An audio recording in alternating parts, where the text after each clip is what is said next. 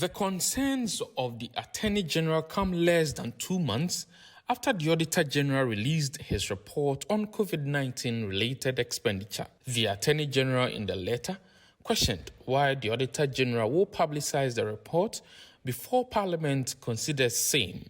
But this has come as a surprise to some stakeholders and members of the Public Accounts Committee. Member of Parliament for Tamale Central, Murtala Mohammed, for instance, wonders why it has taken the Attorney General this long to realize the alleged illegality when this has always been the practice. How long has this Attorney General been in office as Attorney General? I think 2021, and prior to that he was the Deputy Attorney General. It took him, I think, about 6 years, getting to 7 years, to realize that the publication of the Auditor General's report by the Auditor General and the manner in which it is done is illegal. That's what he's telling us. The Center for Democratic Development, which questioned the government's handling of the exit of Daniel Domelevo as Auditor General, is of the view that this advice, when heeded to, will weaken the audit service. Some of us are shocked. I mean, this is completely unprecedented in many ways. We didn't expect that, there's going to be this. For me, we consider it as an assault on the Auditor General again already.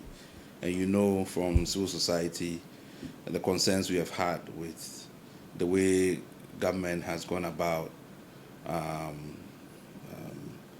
pursuing certain actions that have weakened the Auditor General. The Attorney General in his letter noted that the practice is unconstitutional upon a proper reading of Article 187 Clause 5 and 187 Clause 6 of the 1992 Constitution. But the Center for Democratic Development is of the view that the argument by the Attorney General lacks any grounding in law. First of all, the Constitution doesn't make any provision that says you can only publish after Parliament has debated it, or says that no, you are not allowed to publish anything. And as you rightly said, Section 23 of the Audit Service Act is very clear that you publish right after you lay it before Parliament. So if we're talking about law, there is no confusion as to what the Auditor General's powers are. The Attorney General in his advice notes that though these issues have been raised with the Auditor General previously, the content was necessitated by controversies that have characterized the release of the audit report on COVID-19 expenditure. The report revealed instances of misapplication of funds raised for COVID-19.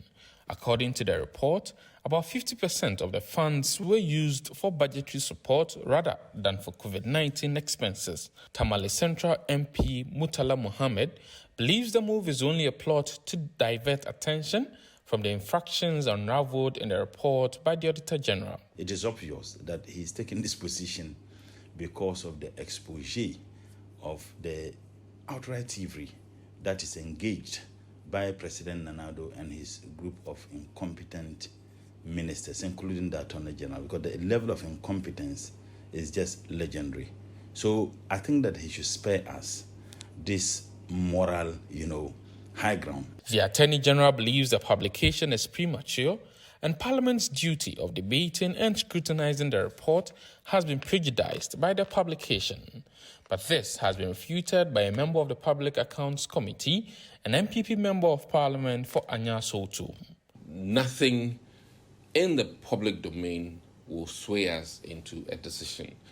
We work almost like a jury in the sense that when juries take a case, they are not influenced, they are not supposed to be influenced by public perception. And we will do the work to the best of our knowledge and the best of our abilities. And I can, at this point, assure Ghanaians that they are very, skilled, professional people on public account. The Attorney General is by the letter asking the Auditor General to withdraw the publication. But how should the Auditor General react to this? If I were the Auditor General, I would look for the next available dustbin and put it in there. It was extraordinary times, and Attorney General should as the ever people say, Gojidi. Just relax. The Auditor General should ignore, he should maintain, his powers under the law as he has understood it and exercise it all these years and continue to serve the public. The Auditor General is yet to react to this call coming in from the Attorney General, at least publicly, but he has been urged by various stakeholders to totally ignore the advice coming from the office of the Attorney General. Reporting for Citi News, Hansen Ajeman.